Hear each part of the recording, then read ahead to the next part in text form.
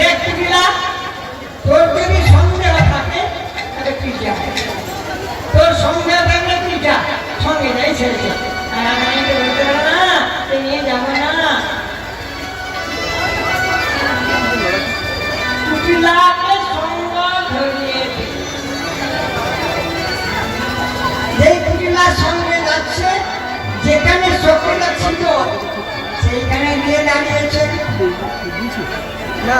বলছে হ্যাঁ গো,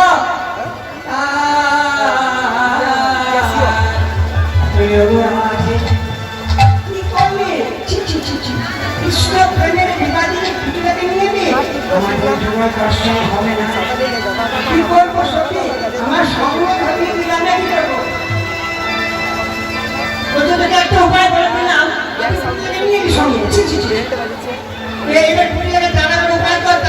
জীবন দর্শন হবে না। দিদি খুব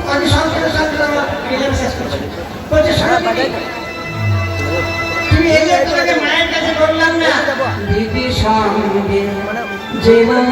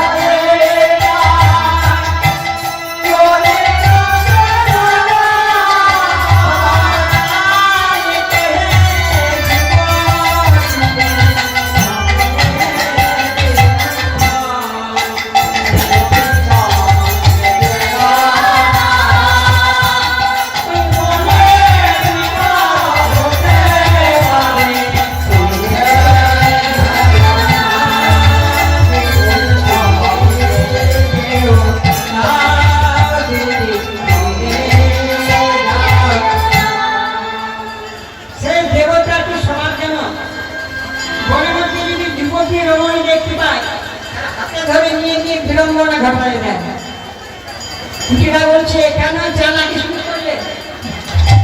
বলতে সেই দেবতা যদি যুবতী রমণীদের সইতে না পারে তাহলে তোমরা কি বৃদ্ধা বড় বুড়ি মতো না তোমরা পুরুষ মতো? তোমাদের যাই ঘটনা ঘটবে বিড়ম্বনা আমারও তাই হবে। এত মুশকিল হলো, কুটিলার সাথে পারা মুশকিল আছে। তা বলছে শোনো দিদি, যার দোষ আছে তার গুণও আছে, যার গুণ আছে তার দোষ আছে। ওই সেই দেবতার মহাদেব গুণ কি জানো? যদি কোনো যুবতী রমণীর সিঁড়িতে সিঁদুর দেখতে পায় তাহলে তার ছায়াও মারায় না। ঠিক আছে, বলছে সঙ্গে যদি যাবে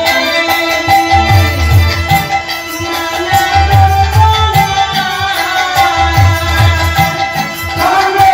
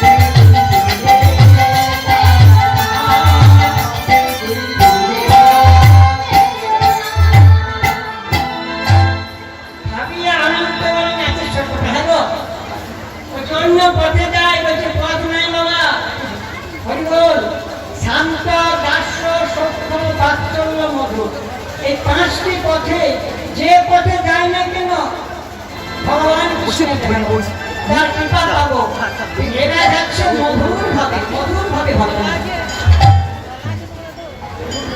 ঠিক এই সময় গোবিন্দ নামটা নেমে ভগবান জানতে পারলেন যে আমার ভক্তরা বিপদে পড়েছে, তাই গোবিন্দ দেরি করলেন না।